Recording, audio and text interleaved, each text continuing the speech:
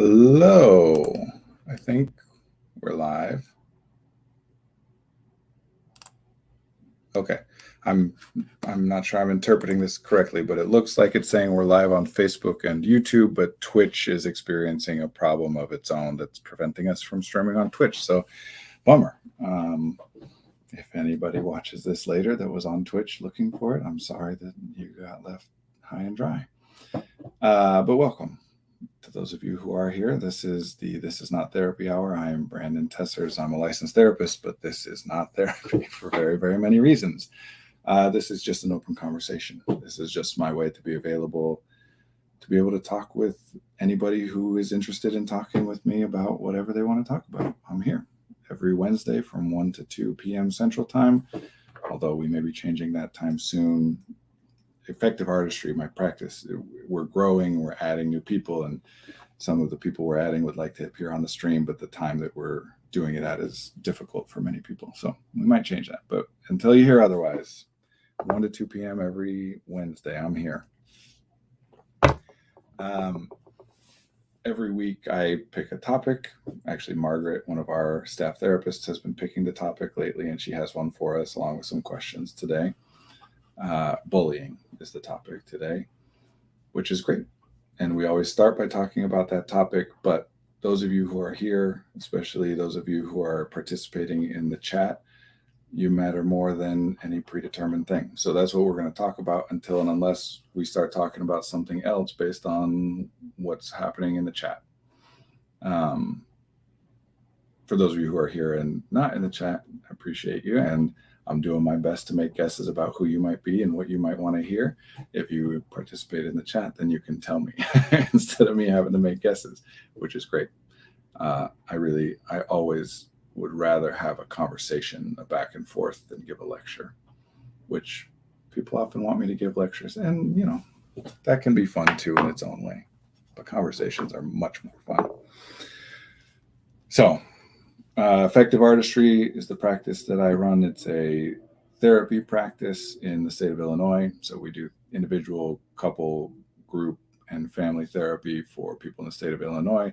We have officially launched registration for our neurodiversity affirming parenting groups that are scheduled to start on October 11th, I want to say. It's a Tuesday, the second Tuesday of October. If you're interested in that, let us know. There might be information on the website. I will check and find out.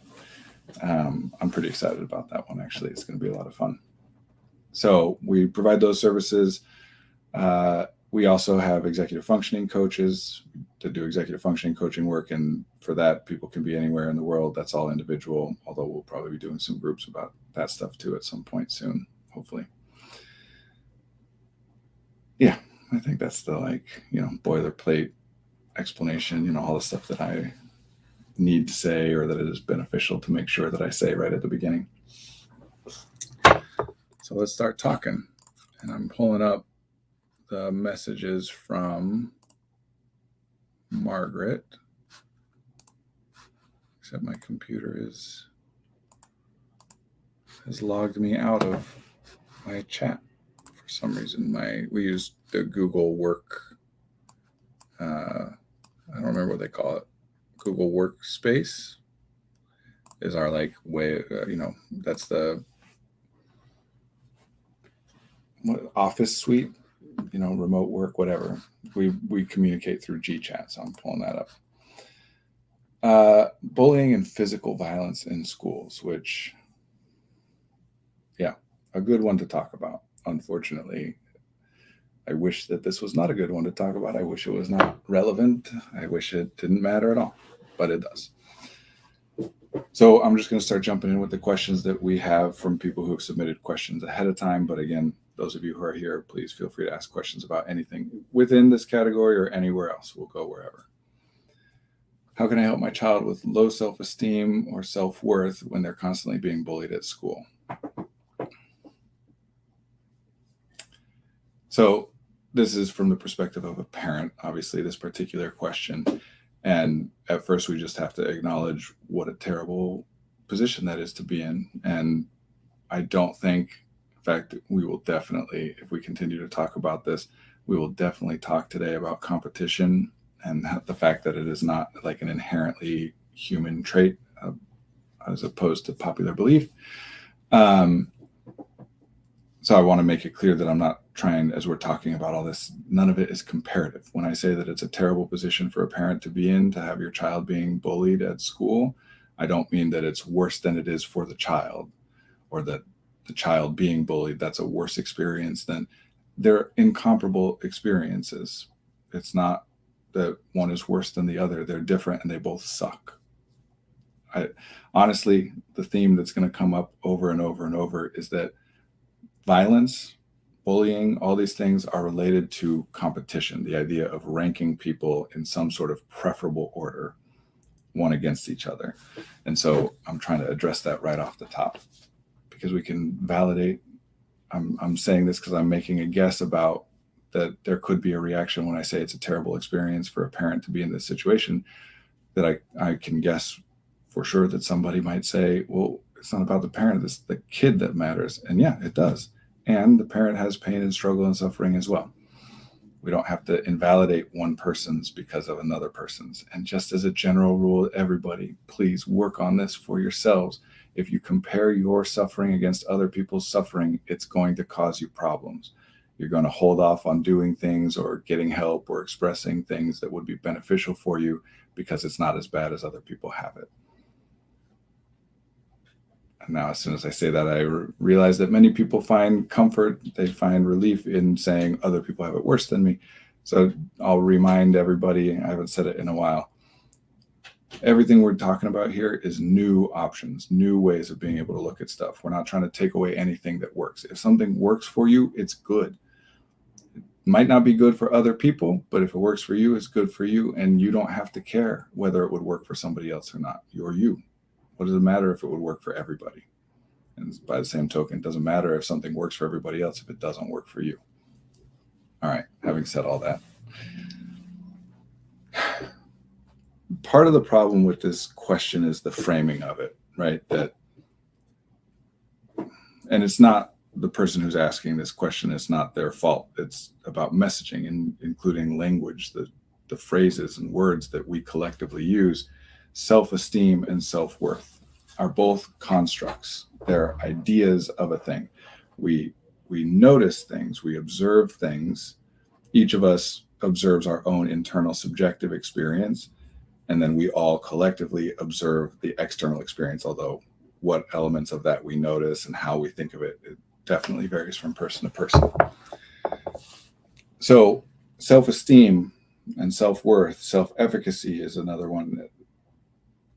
These are terms that we've used to apply, to conceptualize patterns that we notice. We notice patterns of experience, patterns of behavior, and we want to talk about that pattern. So the things that self-esteem refers to are real observable things that happen. Self-esteem is a way of conceptualizing those things, which could be conceptualized in a different way. And again, like I said, I'm not taking anything away. Could be conceptualized in multiple ways simultaneously. We could call it self-esteem. We could also call it confidence or some other thing that's not quite the same. And both of those can be accurate. But the focus on that self, right? That a person, that how the child is viewing themselves is such a big, it is important.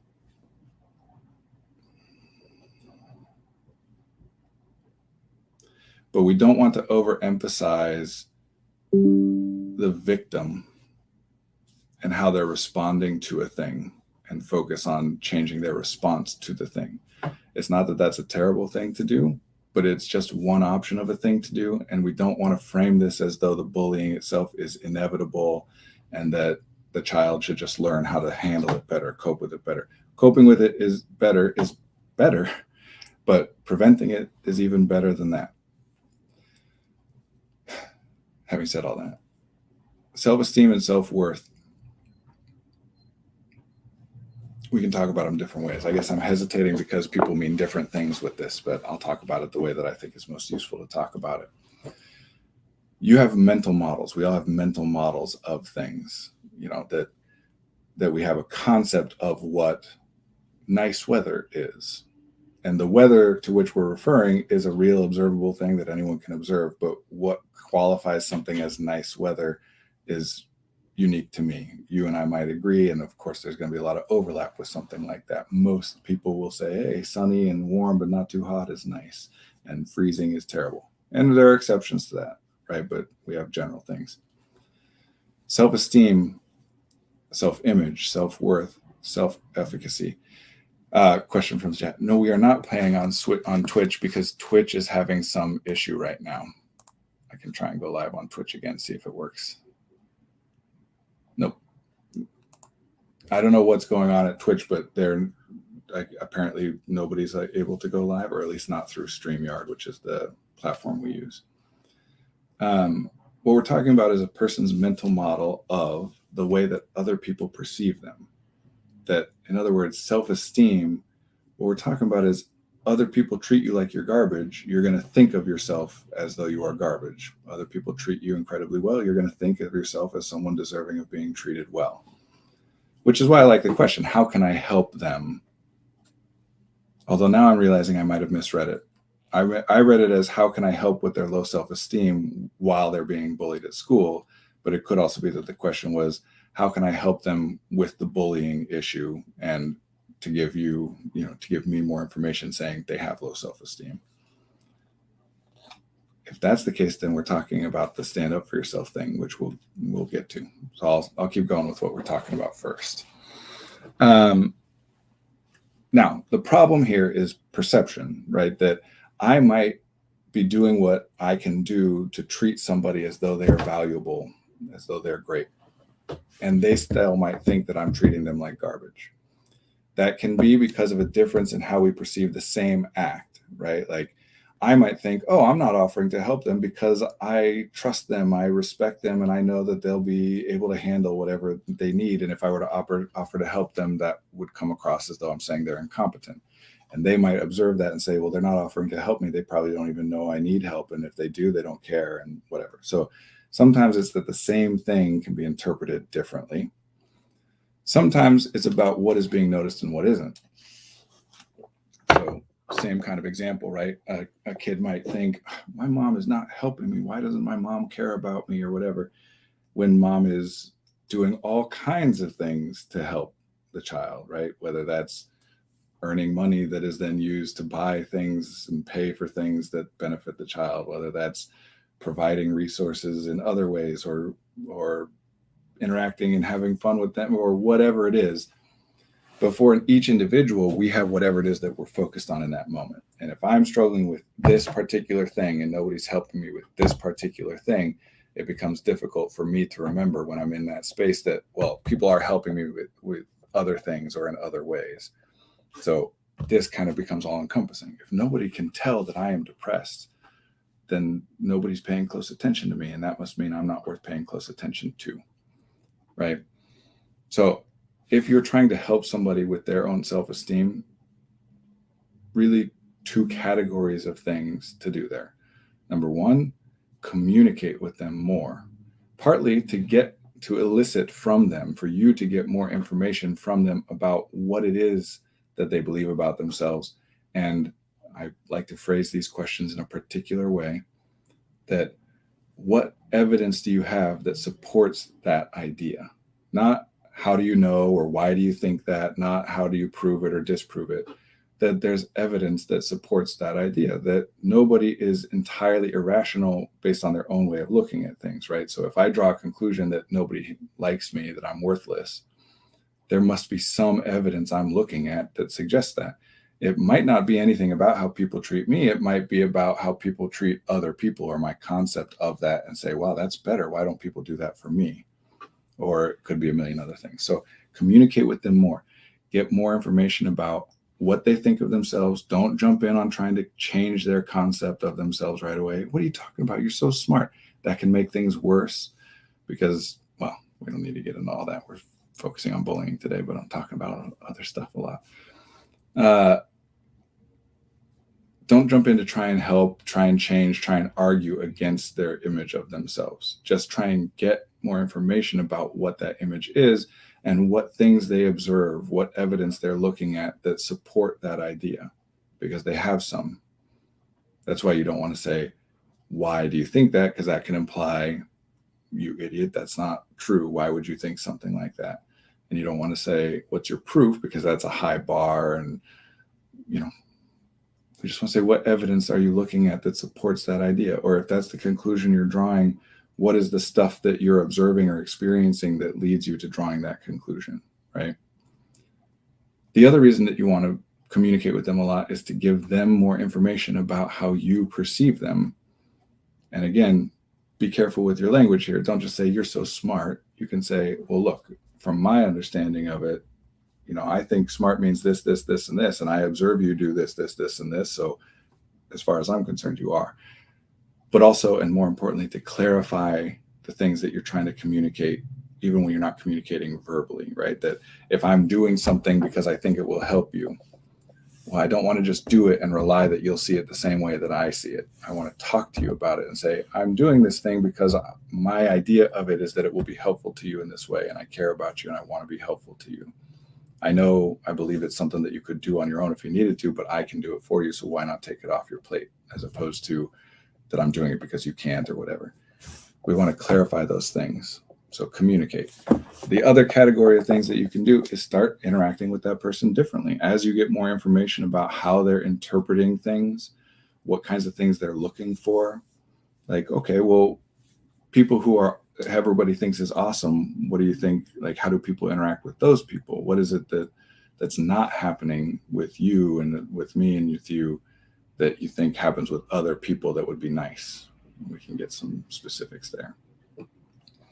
With expressions of love from the most important people in my life, I struggle with my self-image. No one can change my perception. I find that modeling the artist date helps, taking yourself out and talking and treating yourself as you would to someone else that you're on a date with. Positive self-talk. The words that I choose when introspectively talking to myself is important. Using kind, positive words is helpful. Yeah, that stuff's good. That's all.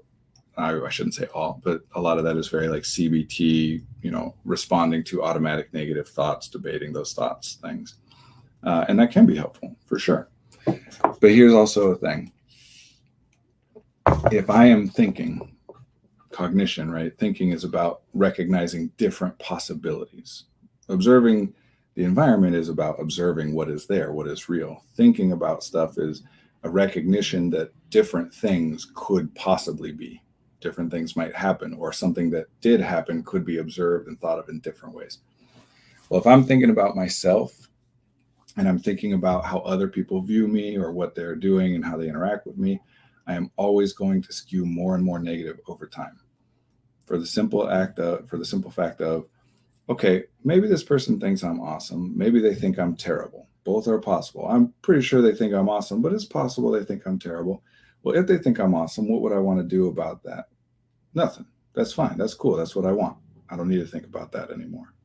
If they thought I'm terrible, what would I do about that? That would suck. That's something, if that was the case, then I would try this. But if they thought I was terrible, then maybe doing that would make it even worse. So things that don't bother you as you're thinking without getting information, things that don't bother you, they're complete and you put them away. Things that do bother you, you keep thinking about. So over time, your thought on any particular thing skews more and more and more negative, including about yourself. One of the particular problems with taking people's feedback or not taking people's feedback in terms of their view of you is it's very easy to come up with an explanation of why somebody would say something nice to you, even if they didn't mean it. Well, maybe they don't actually think that I'm cool, but they think I'm sad and they don't want me to feel sad. So they're telling me I'm cool, even though they don't think so. Whereas if they say something that you don't want them to say, then it's hard to come up with any other explanation of why they would say it, except for that they really believe it. And of course, there are other explanations on both sides. It's just one's real easy. So a lot of people are very dismissive of, it's a very common thing to be uncomfortable when people compliment you. Oh yeah, I don't know how to react to that. Part of that can be an internalized message that you should not feel pride, that you shouldn't feel good about yourself. And I don't think that, this is just my theory, but I don't think that's just from messages that are internalized. I think it's partly about the function of cognition. The way that it operates is If I'm just thinking good things about myself, then I'm not paying attention to myself. Why would I worry about observing myself or what I'm doing or what I'm experiencing if all I think is like, yeah, everything I do is awesome? So I just stop paying attention. If I'm paying attention, it means that I must be acknowledging that maybe what I'm doing is great, maybe what I'm doing is bad. And again, I'm going to skew negative the more I think about that without being interrupted. So what that means in practice is for people, and certainly more often for some people than for others, that you don't think positively of yourself. And the one way that you can think positively of yourself is to think that it's bad to think positively of yourself. To say like, well, sure, I am smart, but that's a bad thing for me to think of myself as being smart. You get stuck in this quagmire. So from the point of view of somebody who's struggling with this stuff, if you are struggling with self-image and self-worth, the solution, well, I shouldn't say it that way. Many things could be done that might make it better. But one that is almost always possible, and I can't say always, but almost always possible, is that there are people who are telling you things about you, about their experience of you, their perception of you, that would be nice if you thought that they were true. So you got to work on listening to those people and allowing them their perspective instead of dismissing it out of hand. And one particular like cognitive trick, and this is more in that CBT direction too, is let's say that somebody doesn't actually think you're smart. They just want you to feel better. Well, why would they want you to feel better? And of course, you can come up with an answer that's because I'm a burden on them. And if I feel better, I won't be such a burden on them. But it's also possible that they genuinely care about your experience and they want you to feel better. And even if they didn't think you're smart, the fact that they want you to feel better tells you that they care about you. And why would they care about you if they didn't find anything of value in you? Right? And then, again, it's not foolproof because you can just say, well, I'm burdening them and they're trying to make their life easier by coddling me. Yeah, you can say that. One thing I like to do for myself then is to say, yeah, I can come up with any explanation, but how much of a stretch would it have to be? Like, technically, it is possible that this terrible idea is the thing that's happening. But if that were the case, that would mean that they'd have to be lying to me about this and this and this and this and this, and so on and so forth, right? Like if you are dating somebody and they say they like you and you start to think, well, sure, they might like me, but maybe they're just saying that because they are lonely or whatever. Okay, theoretically could be true, but then they'd have to be willingly spending their time with somebody that they don't like. That seems less likely to be something that they would be doing than to just actually be telling the truth, right? But it's hard to logic your way out of this stuff. Anyway, back to the bullying stuff. So in that sense, it's much more beneficial to work on giving people feedback that makes them see that other people see them positively than it is to argue against the feedback they're getting from people that says that other people see them negatively. Meaning, if someone's bullying them, of course we can say they're just jealous or they just like you or those kinds of things. Very, very low return on investment that way. It's hard to say this person who is hurting you actually really likes you in some kind of way. It's going to be hard for me to take that feedback in. But if we can acknowledge, like, look, yeah, that person's being a jerk to you. And maybe it's because they think lowly of you or whatever. But look what I'm doing. And look at what this person's doing. And that person's doing. And that person's doing. So while that bully might be somebody who does actually think you're garbage, maybe they do, maybe they don't. Who cares? These people don't. And whose opinion do you care more about? If we're focused on the self-esteem, self-worth. But like I said at the beginning, I don't think that's the place that we should focus the most at first. That's a coping thing. I want to deal with the bullying. Part of the reason I said this is a difficult position for a parent to be in is there's only so much you can do. They are out of your environment. There are things you can do, and we have questions about that. The other thing, so if the question was meant to be, how do I help my child who's being constantly bullied at school with the bullying, and by the way, they have low self-esteem, Well, then what that suggests to me is that the concept there is, well, you teach your child to be confident and stand up for themselves, but I can't do that because my child has low self-esteem. So give me a different suggestion. Let me just address standing up to a bully is not a good thing to do. And I know that sounds ridiculous. So let me clarify here, because it's a better option than certain other options. And sometimes you're in a position where that's the best option you have, but it's still a bad one. Because conflict, especially violent conflict, but any conflict is inherently damaging to every party engaged in the conflict. It doesn't matter. You could punch somebody in the face and knock them out. Your hand is still damaged. You're still dealing with the social and emotional and intellectual fallout of having harmed a human being. We train people for this, right? Like we have in the United States, I'll focus on that, but everybody has their military. We have a military where people's job is to harm other people. And we put them through basic training, and we put them through all these exercises to shift them, to help them to become people who can harm other people, because it is very difficult to get people to harm other people unless you lean on certain things. You have to do those things, which are effortful things, to get them to do it. And even then, when those people go and harm other people, it still breaks them a little bit. And I shouldn't say break, but it is a detrimental experience. That even though you are being told that what you're doing is right and good, and you're doing it for the sake of your brothers and sisters in arms around you and the bond that we've forged, and you're defending people that you care about against people who are evil, even if we convince you of all of that and we desensitize you and do all that stuff, still when you harm people, you have to deal with the ramifications of that. It causes problems for you. There is no version of get into conflict and it'll all be great. I think that's important to state, because a lot of times people will blame themselves as like, I'm bad at setting boundaries, I am conflict avoidant, et cetera, which are, again, constructs, accurate things to say that might describe a pattern of behavior. If I do this and this and this and this, we could call all of that being conflict avoidant, right?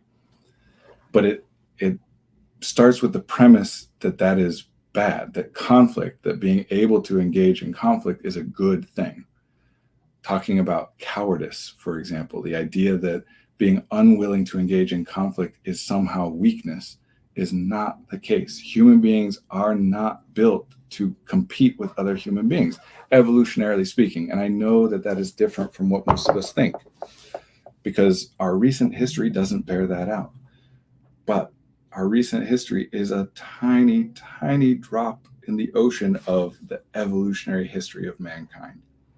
And until very recently, human beings did not have to fight other human beings that frequently. Most human beings would spend their whole life not encountering any other human being that's not a part of the group in which they live, right? That's more like anthropological, evolutionary, whatever, philosophical. Here's better evidence. There's debate about what exactly the mechanism of this is. I was about to say something about mirror neurons, but that's, all this stuff is debated. But here's what we know. When you observe somebody else in pain, another human in pain, your default response is to feel some reduced version of that pain.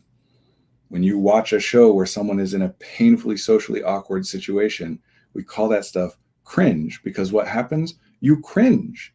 You're not there. It's not you. In fact, you might even know it's not real. It's fiction. But when you observe it happening, it feels uncomfortable. When you watch someone get hit, you, flinch, right? Part of this, is it worth explaining all this? Well, whatever. Part of this is just about perception, that the brain doesn't have a built-in mechanism to distinguish things that it's perceiving which originated in physical stimuli from the environment, or things that it's perceiving which originate in cognitive stimuli, things that are either thought or remembered or whatever, right? It all filters through perception. We use logic to dictate what things are real and what is not. Oh, hello. Somebody on Twitch is talking to us. Let me try and go live again. Nope, still not working. If anybody's on Twitch, somebody's asking about it, If anybody in the chat or anybody viewing is able to go to the Twitch and put a quick message of that for some reason Twitch isn't working, but the YouTube and Facebook is, because I feel bad about that person just being on Twitch waiting for something that's not going to happen, apparently. We use logic and we use reality checking to distinguish between what is real in the environment and what is something we're just perceiving or thinking, like conceptually. Reality checking means checking with other people. So part of what that means is when you observe a thing, you're referencing your experience of that thing. Another way we can look at this is watching somebody else do something makes you better able to do that thing. Not perfect, you can't mimic things perfectly, but if you've never swung a golf club before, the first time that you swing a golf club versus, no, let's talk about the first time somebody might swing a golf club in two different scenarios. In one, they know nothing about it. They've been explained to them, like, you hold it here and you want to make this part of it hit that ball down there to go that direction. Another one gets to watch other people swing the golf club over and over and over, 10 times, 20 times, 100 times. When you take that first swing in each of those scenarios, the one in which you observed other people do it is going to be much more effective, or at least it's going to be much closer to what other people have been doing than if you're just doing it on your own. Observing something to the brain is a little bit like experiencing it. So observing harm causes pain. And inflicting harm, when you have reason to believe that what you're doing is causing the harm, also causes pain, and it causes even more because you could stop it. This is why we have to train people to do it. This is a lot of what toxic masculinity is convincing people that other people are their competitors and that if you don't hurt them, they're going to hurt you. Don't you back down, because then they'll sense your weakness and then they'll strike, that everybody out there is just waiting for an opportunity to harm you. But that is demonstrably untrue. Society functions to the extent that it functions, right? That there are exceptions, but for the most part, people don't go out of their way to harm other people. For the most part, people do things to avoid harming other people. Bystander effect, by the way, if any of you are aware of that and remember that, not a thing. The research on that was sensational and terribly flawed. Not a thing. Still a concept we have, because we're trying to convince people to compete with each other, to harm each other. So saying stand up for yourself, stand up to the bully, punch him back, whatever. Sometimes that's the best option you have, certainly. But it is very unlikely that the fairy tale story version of how this goes, right? That, oh, finally the victim stands up and punches the bully in the nose, and the bully, bullies are all weak, bullies are all fragile, bullies are all, if you stand up to them, they'll back down. If two people get into a physical altercation and one of them is a bully who gets into physical altercations all the time, and the other one is somebody who's never been in a physical altercation before, which one of them is more likely to come out on top? It's a nice thought. It's an attractive thought to say, well, that individual can protect themselves from bullying, from being bullied, by fighting against the bully in whatever way. It doesn't necessarily mean physical violence, but pushing back, being confrontational, engaging in conflict with the bully. But what's the problem with that? It isolates the problem to them. Well, you wouldn't be bullied if you stood up for yourself. You're only being bullied because you're weak. If you weren't weak, it wouldn't happen. So the rest of us don't have to do anything about it. Why should I help you? It's better for you to learn. These are things that people actually say, right? That like, no, we can't fight all their battles for them. We got to let them learn how to stand up for themselves. What are we talking about? They're children. They're only being exposed to this bullying because of an environment that we constructed and made them and the bully go to. We're putting them in physical proximity with somebody that causes them harm. In what other context would we do that and then say, well, it's not on us to do anything about it? So I'm not going to tell you don't stand up to a bully. But I am going to say that stand up to a bully is just another way of encouraging competition and violence. It feels right. It feels righteous to say, no, that person is a bully and hitting a bully is the right thing to do. But then we're A, saying if you retreat, you're a coward and that's the wrong thing to do and that's bad and that's weakness. And B, who decides which one's the bully and which one is the victim? And of course, in schoolyard bullying, bullying at school, it's often clear cut, or at least more clear cut. But this lesson applies. Everybody can justify conflict and violence if it's okay, and not only okay, but good to do that against bullies. All you got to do is turn the person you want to hurt into a bully. And that's relatively easy to do. Get away from the bully. And yeah, sometimes that is best done with help, right? That you don't always have the option to just leave the classroom or the lunchroom without getting in trouble. And that's where we need to be having discussions with the people who structure that environment to understand what's going on. So that even if it's not that they're observing and catching things and stopping it before it happens, because some bullying is difficult to, if I'm in the lunchroom observing 40 kids, some versions of bullying are just not something I'm going to be able to visually see. It looks no different than kids talking to each other from a distance, right? We do what we can and we talk about those things and we say, hey, this kid's bullying that kid, and they keep an extra special eye out and all of that stuff. But it's always better to get away from the bully. And I know that sounds wrong. I know it feels wrong. It feels like, no, you don't want to give the bully what they want. That's appeasement. And yes, there are instances in which it is better not to do that. Bullying at school, I'm open to the idea that there are exceptions to this, but generally speaking, that is not the place where there's no better option than to stand up to the bully. This isn't allowing, Nazi Germany to take over a country. This is what's going to happen, right? Logically, what's going to happen if you, as a victim, stand up to the bully? Even if theoretically you standing up to them gets them to stop bullying you, does that stop them from bullying somebody else? So the thought then of, well, if you get away from them, run away, retreat, whatever, then they're going to think that their bullying behavior gets them what they want. And they're going to continue to do it. Okay, so you're saying that they might continue to bully other people, but if you stand up to them, is that going to stop them from bullying other people?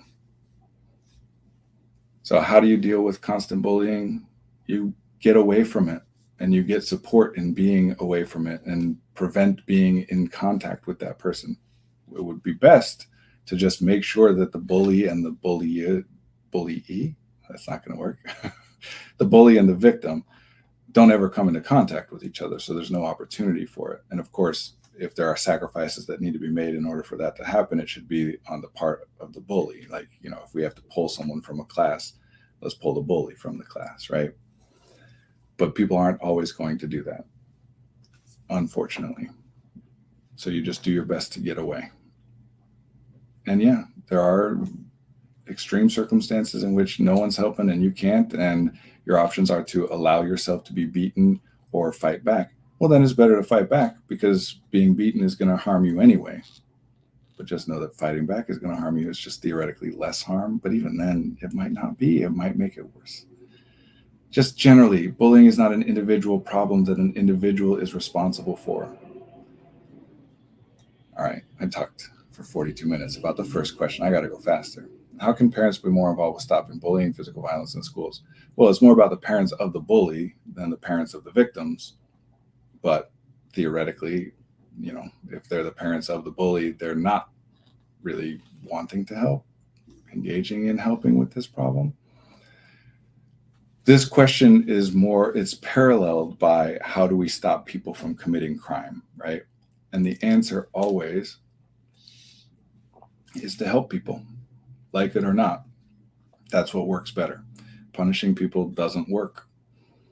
It can work in the sense that by punishing someone, we have removed their ability to access the things that they're doing, the bad things that they're doing. They can't hit somebody if they're suspended. They can't hit somebody in school if they're suspended from school.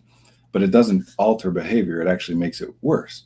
Because if we suspend you from school, well, now your grades are worse. And now you got to go back to school. And what? You were already struggling to engage in school in that kind of way. And now it's even more difficult for you to engage in school in that kind of way, but you still have to be there anyway. other people have a perception of you as a bully, like, so there's less disincentive for you to avoid bullying behavior because everyone thinks of you that way anyway. So why bother worrying about it, right? Punishment generally makes things worse. Support. Now, that's a scale thing, right? Like at large scale, we want to help people. We want to give people the resources that they need. We want the bullies to have other better options. Being a bully is not a good option. And again, I know people are going to, well, I'm guessing people are going to talk about certain things as being inherent to the social dynamics of children, bullying behavior being inherent. I don't think that it is, and we'll talk to that in a little bit. But what can you do? You support things, you support the bullies, you support everybody so that nobody becomes a bully. People become bullies for the same reason that people become criminals, because they're not getting the things that they need, right? That why, especially if it's disincentivized by punishment, but why would somebody do something that is going to cause other people to look at them in a less favorable way, regardless of whether punishment is attached to it or not? Because it's worth doing that thing. And it's only worth doing that thing if there is something that is necessary and not happening. So in a general, broad way, that's how.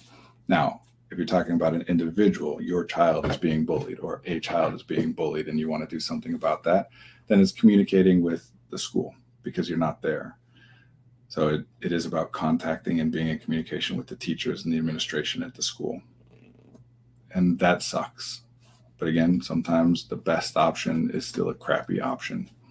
Because, yeah, increasing the vigilance or surveillance of a child who's clearly already struggling, and yes, bullies are struggling. It doesn't mean it's okay for them to bully. It doesn't mean that their feelings or needs should be prioritized over the victims. No. But people don't do that by nature. Like we talked about, harming another human being causes you harm. Humans as a species, compared to the other species on the planet Earth, are way more biddable and compliant. That's part of what language is and culture is. It's our way of being able to convince each other to do things. We're susceptible to that. Babies are born assuming that the people around them are going to be taking care of them and treating them well. The way that our brains and bodies are built, the way we develop, all of it is based on the idea that as you're born, there are going to be people around you to take care of you. Humans wouldn't survive otherwise. Human babies are not independent, not by a million miles. They require a lot of support from people around them. So everything in us is wired to assume that the people with whom we interact are looking out for our best interest, and therefore we should mimic them and look out for their best interest as well. When that breaks, for whatever reason, something bad is happening. Now, it is possible that bullying behavior that is being received as bullying, it is possible that the bully perceives it differently and does not understand what it is that they're doing, in which case that wouldn't require that they have been through a lot of problems and things like that. They might just have bad ideas of, like I hate the thing of, when somebody's bullying you, it means that they like you. I hate that. I hate that so much. Please don't do that. Don't say that. Because not only does it imply that people who are mean to you are actually really want your attention and like you, so therefore decreases your vigilance, makes it more likely that you're going to continue to engage with somebody who harms you because you think deep down they like you, and if you just figure out how to access that, then it will change. But it also gives the impression that if you like someone, a valid and common way to express that is to harm them. And that's not something that comes by nature. It's something that is taught. Part of the way that it's taught is by saying if someone harms you, it's because they like you. That's part of how we teach people that if you like someone, you should harm them. We're teaching them that that's what it means. Please stay away from that. But yeah, the bully has needs that are unmet. Sometimes we don't have the option to deal with that. Sometimes it is just about, we got to protect the victim. But as much as possible, it's about supporting the bully so that they don't do the bullying behavior in the first place. And in those cases in which the bullying behavior, the bully does not perceive as bullying, they think it's friendly kidding around or whatever. Actually, this is really common, especially with autistic men, but neurodivergent people generally, where they're observing like toxic masculinity stuff, people, friends insulting each other, hitting each other, roasting each other. And they start to get, of course, anybody can misinterpret this, but it's more common among neurodivergent people, that they're learning a more simplified lesson of, okay, to be a friend with someone, you insult them, you hit them, with missing the nuance of what kinds of joke is an acceptable joke and what's like, no, that's too far, which can create a really traumatizing experience. Sure, for the person who is on the receiving end of something that was too far, but for the person who thought they were engaging, I thought this is just how we like joke with each other, and now you're all talking to me like I'm an asshole. Like, that can be really upsetting too. So we can communicate and clarify. We want people to look at the impact of their behavior. Yes, look at what you're trying to get across, but also look at how it's being received. And how it's being received doesn't negate the fact that that's not what you were trying to accomplish, but the fact that what you were trying to accomplish is different than the impact it's having doesn't negate the impact that it's having either. We want to clarify those things. I am sorry. I thought that this is, we're friends, and I noticed, we joke this way, and I thought that this was just a friendly joke, and clearly it's affecting you differently than that, and I'm really sorry, and I'm going to try to make sure I don't do that again. Is much better than getting defensive and saying, oh, stop being so lame about it, don't take it so seriously, it's just a joke, right? I got to go faster. What to do as a parent when your child is the bully to other students? Oh, this is a good one. Yeah, something's going on there, and you need to figure out what it is that's going on. It could be that it's a miscommunication thing, that they don't think that the bullying behavior is inappropriate or that it is bullying at all. So start there. Start with the assumption that your child is not a bully, and talk to them and try and figure out what it is that they think is happening, and then help clarify what impact it's having, regardless of what the intent is. And more long-term, better even, is to help structure and model for them and teach them and guide them in being able to observe and communicate with other people moment to moment, so that it doesn't have to be they're coming back to you and saying, wait, did that harm somebody? No, they can observe and ask the other person, right? We want to scaffold that. If it's not a miscommunication thing, if it is genuinely I want to bully somebody, again, stay away from punishment. That makes it worse. That drives bad behavior underground. It makes it more worth hiding. It doesn't change it. The behavior is serving some purpose. It is common that part of the purpose that bullying behavior at school serves is social capital. That whether it's accurate or not, because sometimes bullies think everybody thinks what they're doing is cool when everybody thinks that they're a bully, but whether it's accurate or not, that the bully thinks that other people like what they are doing. Maybe not the victim, but everybody else likes it. Or bullies will often say things like, well, the guy I'm doing this to is a jerk, right? Because again, back to, well, you should stand up to a bully. Well, what if the bully thinks that the victim is the bully and the victim thinks that the bully is the bully, and then they're both feeling justified? No, you don't understand. They're so weird. They do this thing, they do that thing, or no, they make these girls uncomfortable and they need to be, taught a lesson or whatever. And of course, then taught a lesson means bullied or harmed. So again, check that, the communication piece. And if not, then look into what it is that's going on. What is the problem? If they were enjoying their school experience, then their resources are being dedicated to that. They don't have anything left over to be bullying people. So what is it that's happening that their time and their energy and their attention and whatever is not engaged in other activities? And we want to get it that way, rather than trying to forbid or prohibit the bullying behavior, which we do also want to do. We want to prohibit that, but that is last resort. What we want to do is encourage the behavior that we want to encourage. So explore it from that perspective. And then in terms of punishment, to the extent that you're wanting to do punishment or finding it necessary or beneficial to do that, and I'll just say, I don't believe in punishment. Like I said, it just makes things worse. But if that's something that you're going to do, I think the most effective version of that punishment is to make them come to grips with the impact that they had. Don't let them hide behind, this is what I was trying. Oh, it was just a joke, or any of that stuff. Say, I'm glad to know that's what you thought it was. You need to know what impact it had, regardless of what you thought it was. because making people look closely at the harm that they cause to other people is inherently uncomfortable. What can teachers, school administration do in order to decrease bullying in schools? And what's the last one? How, as therapists, can we help our clients that are a victim of bullying or cyberbullying in school? Okay, broad strokes. The answer to teacher, school administration is the same, starting at the same as what we were just saying about the parents, that if somebody's bullying, like it's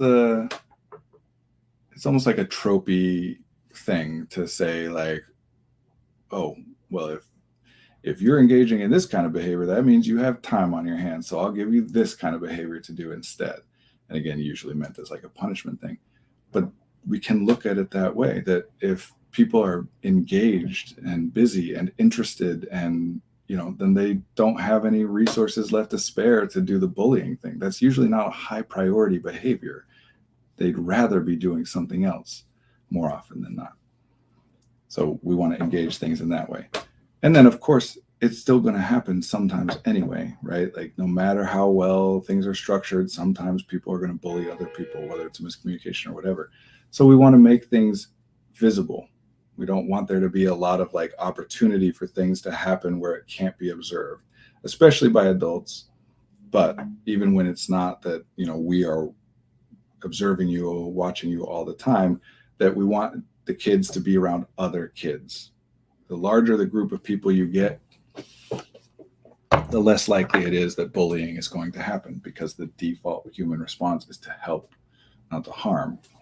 So yes, a group of people can all bully one or a few or a smaller group of people, but the more people involved, the more likely it is that bystander effect is not a real thing. If any of you are thinking of it that way, that, when there's a big crowd of people, people are less likely to do something helpful or less likely to try to prevent harm because they think somebody else will do something about it. That's not real. Look into it. Look into the very famous case. Of course, I can't remember the name, but in New York, a woman was stabbed, and the story was that nobody came to help, but that's not how it actually happened. Anyway. And in terms of punishment, look at restorative justice models rather than carceral models, right? That the punishment it's not about punishing the offender, it's about making restitution to the victim. That we're trying to compensate the victim, we're trying to help the victim repair from whatever harm they experienced. We're not, because carceral models, and I'm getting quite obviously political, but still true here.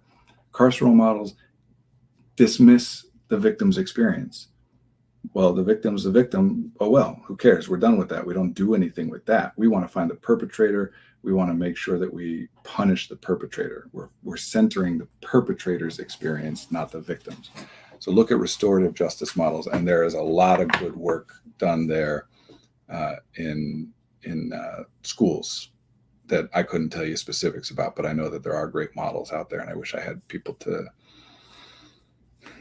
refer to, and I don't. Well, search restorative justice models and find what you find, and let me know, because I would like to know like the names of particular people or books or whatever to point people at. But center the victim's experience, and to whatever extent you're punishing the bully, that should be about preventing their ability to repeat the offense, not operant conditioning. You did a bad thing, now we harm you to make you make an association with, oh, if I do the bad thing, I get harmed. Because again, that only drives the behavior underground. That makes it so that it becomes sneakier, and especially with things like cyberbullying, where it becomes much, much harder to keep an eye on. But make them, if it is beneficial, to the extent that it is beneficial to the victim, make the bully sit down with the victim and see the extent of their harm, or understand what was happening, and etc.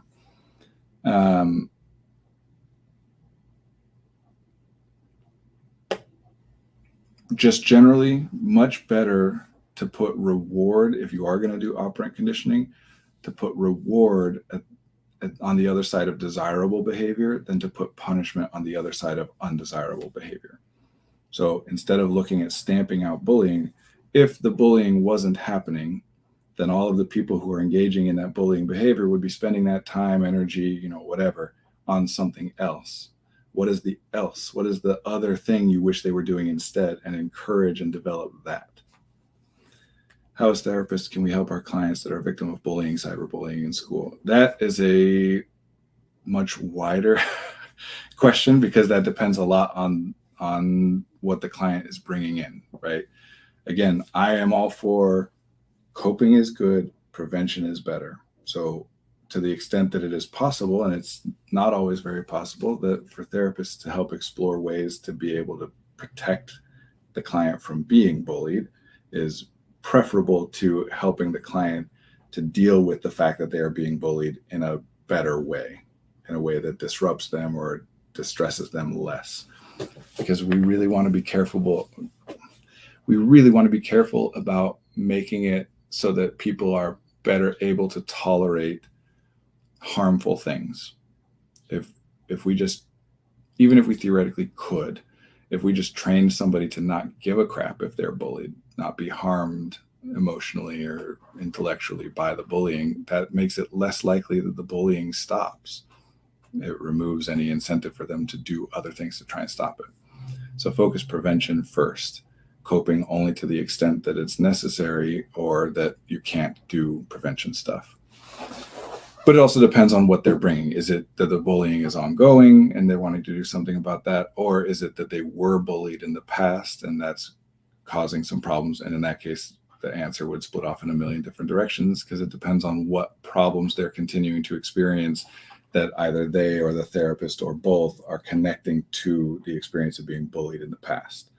That being bullied in the past does not necessarily cause you problems in the present, but you might be experiencing problems in the present that we could connect validly to what's happened in the past. And when that's the case, we still want to focus on what is the present problem, and what we would do about it is based more on that, because the common experience of being bullied is not the important thing.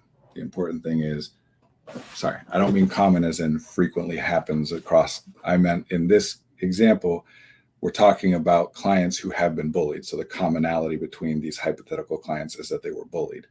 What they're actually experiencing and needing support with or are being caused problems by could be all across the board. So there's not a lot that I can say about, well, just do this thing to deal with the fact that they were bullied in the past, and that will prevent all the, it doesn't work like that. So it depends on what they're trying to do. But I would imagine that quite frequently, I'm saying I would imagine, of course, I work with neurodivergent people. I work with lots of people who have been bullied, and in some cases bullied quite severely. Bullying can get really, really bad. I generally think, and I don't have evidence to back this up, but I generally think that it's not as bad now as it was in the past. I have logic to back that up, but I don't have data to back that up. But it has also shifted. Cyberbullying is different.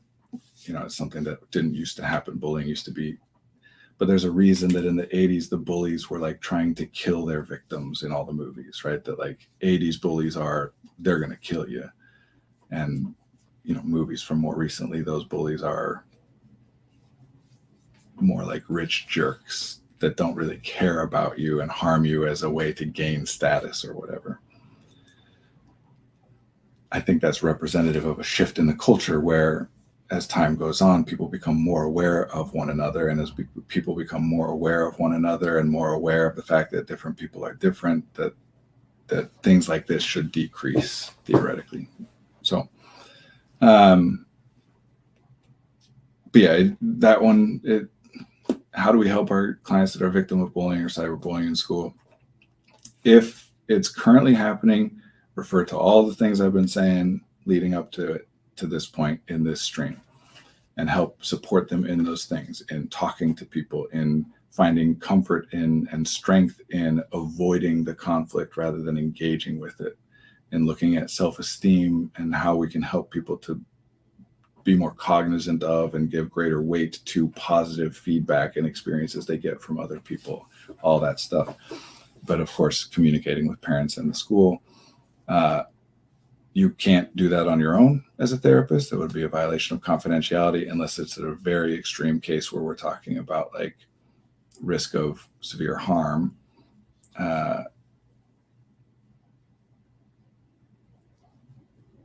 You need to work with them to communicate with other people about it. So that's going to involve probably, if they're feeling shame about it, working on decreasing or removing that shame so that they can talk to people about what it is that's going on.